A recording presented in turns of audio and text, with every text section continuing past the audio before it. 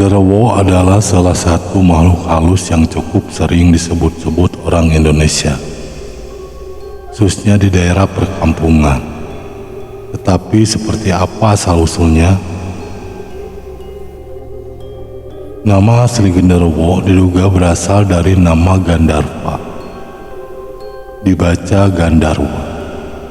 Dulu, di saat tanah Nusantara ini masih kental dengan nilai-nilai Hindu, Buddha, masyarakat setempat sudah mengenal dengan nama Gandarva, suatu makhluk tidak kasat mata yang bertugas sebagai pembawa pesan dari para dewa dan pemusik di surgawi. Jadi pada dasarnya mereka adalah makhluk supranatural yang tinggal di kayangan. Bahkan hingga hari ini orang India memanggil Gandarva untuk orang-orang yang ahli di musik klasik India. Nama Gandarva ini kemudian di budaya Jawa berubah nama menjadi mirip dengan nama genderuwo. Dan seiring dengan pergeseran budaya dan tradisi, genderuwo di Jawa pun berubah drastis dengan Gandarwa itu.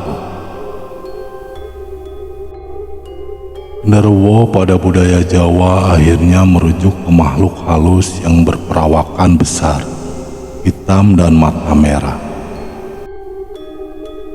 Di dalam bukunya berjudul Dunia Roh Jawa, Van Hien menjelaskan genderuwo bukanlah makhluk jahat. Kebiasaan utamanya adalah menakuti manusia di siang hari.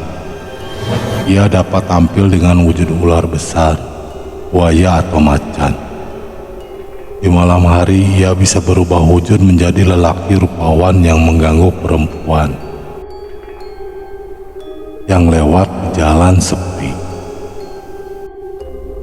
Namun pada dasarnya berdasarkan kepercayaan Jawa, genderuwo adalah makhluk yang tidak membahayakan manusia, karena pada umumnya hanya menakuti dengan wujudnya yang besar, hitam dan kekar, atau dengan melempar batu ke atap rumah atau pintu.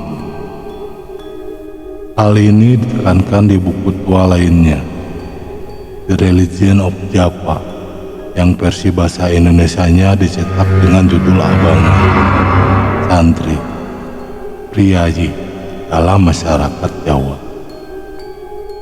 Karya antropolog Clifford Geertz.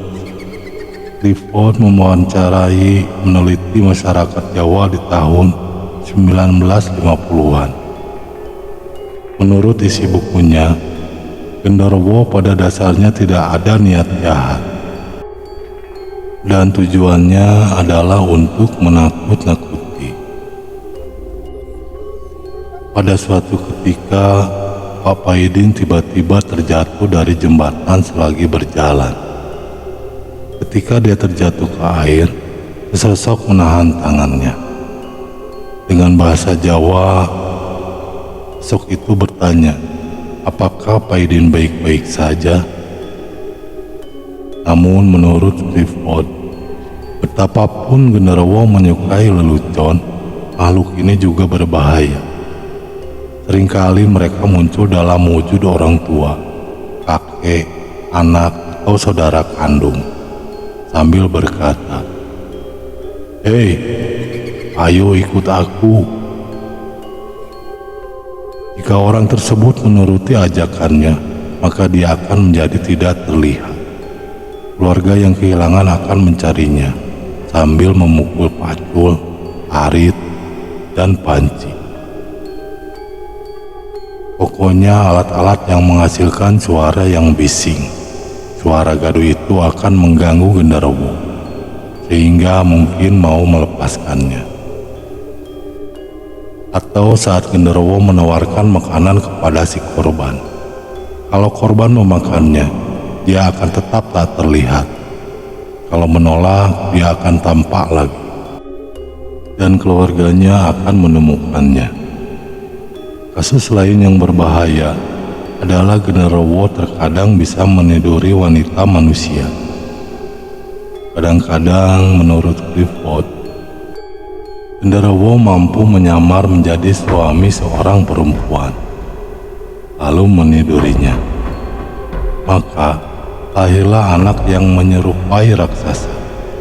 Berdasarkan catatan Clifford, dia mendapatkan informasi di Mojokerto.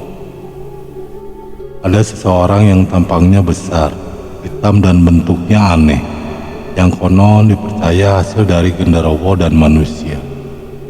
Usianya hanya sampai usia 16 tahun, lalu meninggal. Belakangan di tahun 2013, Indonesia juga sempat dihebohkan oleh Wagini yang mengaku anak genderuwo dari Alas Purwo, Banyuwangi, Jawa Timur, yang bahkan sempat tampil di beberapa televisi nasional. Walaupun genderuwo umumnya adalah baik, namun adalah tidak baik untuk menyepelekan atau bersikap tidak sopan. Membicarakan genderuwo dengan tidak sopan atau bahkan menghinanya bisa saja membuat dia marah dan tersinggung. Kalau secara kebetulan dia berada di dekat sana.